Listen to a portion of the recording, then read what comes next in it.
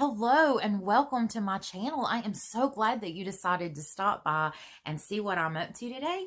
If this is your first time and you don't know who I am the Humble Bumble. I am pollinating the world with the good news of the gospel through song. And I am so glad that you decided to be a part of it. I really want to build a family because I've lost both of my parents. I'm, struggling to find the church family, that I once knew growing up. I was a preacher's daughter.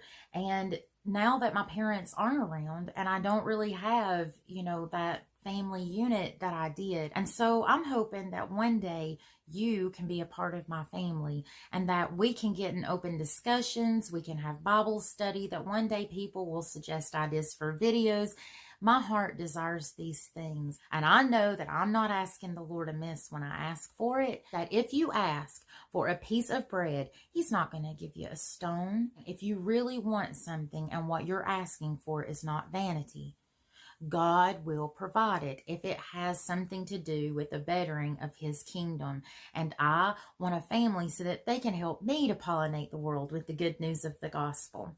But anyhow, so today I just kind of wanted to see if you guys might know something that I found out that I thought was fun. Have you ever been called a doubting Thomas? Have you ever heard someone being called a doubting Thomas? Or maybe you've called someone a doubting Thomas. Well, did you know where the saying doubting Thomas comes from? It actually happened centuries ago. It's biblical, and it happened when Jesus Christ had died on the cross. But Thomas, one of his 12 disciples, had a hard time believing. And so when he did come back, he said, I have to thrust my finger through the holes. And even though Thomas had seen all the miracles Jesus had performed and knew that He was good to His word, he still had a hard time believing it. This is that old flesh that we live in. Lord, please forgive us for our unbelief. Forgive me for my unbelief. We don't even have the faith of a mustard seed. I did a video on the mustard seed faith not too long ago. You can literally hardly see the little seed that's in your hand, and we don't even have that much faith. Well, Thomas didn't have that much faith. Neither did Peter when he started sinking in the water, though he was with Christ and knew and all those things. He still sank in the water, though Jesus was asking him to walk out to Him, and he still sank. We just don't have the faith that we ought. Please turn your eyes to God, because He is the only one that is going to save you.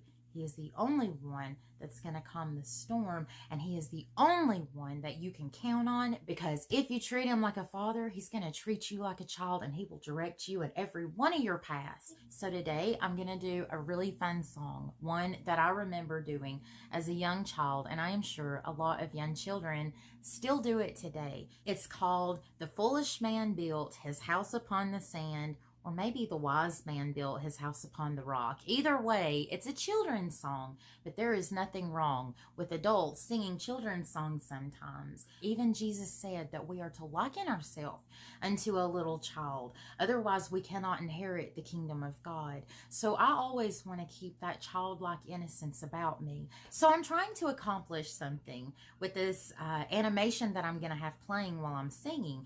But I want you to understand what I'm trying to say so that you don't think that I'm crazy or anything. I actually do have, a motive for my little animation. If you'll notice in the beginning of it, there's going to be a few false prophets and things in the video. Now, this is what I am trying to use as the storm. So when the rains came tumbling down and the floods came up, this is when you get all of the temptation maybe, or you get a lot of the tickling of the ears or something. Whatever it is, it's trying to pull you away from God. So what is the foolish man doing? He's listening to those people, and he's building his house on the sand, and it's just going to go splat. But then the wise man, he prays earnestly, and so he struggles through spiritual warfare and all of those things. But regardless, even though he's got this storm going on around him, and he's hearing all these nice things that people like because they're motivational, they'll pick you up, it's tickling the ears is what it's called. But because the man kept praying and he was earnest with God and loved Him and gave Him his heart, he got welcomed in to the kingdom of God. The foolish man built his house upon the sand. The foolish man built his house upon the sand. The foolish man built his house upon the sand. And the rains came a-tumbling down. The rains came down and the floods came up. The rains came down and the floods came up. The rains came down and the floods came up, and the house on the sand went splat. The wise man built his house upon a rock. The wise man built his house upon a rock. The wise man built his house upon a rock, and the rains came tumbling down. The rains came down and the floods came up. The rains came down and the floods came up. The rains came down and the floods came up, but the house on the rock stood firm. So I hope that somebody out there grows for the Lord, that you enjoyed my animation, and that you have a beautiful and blessed day.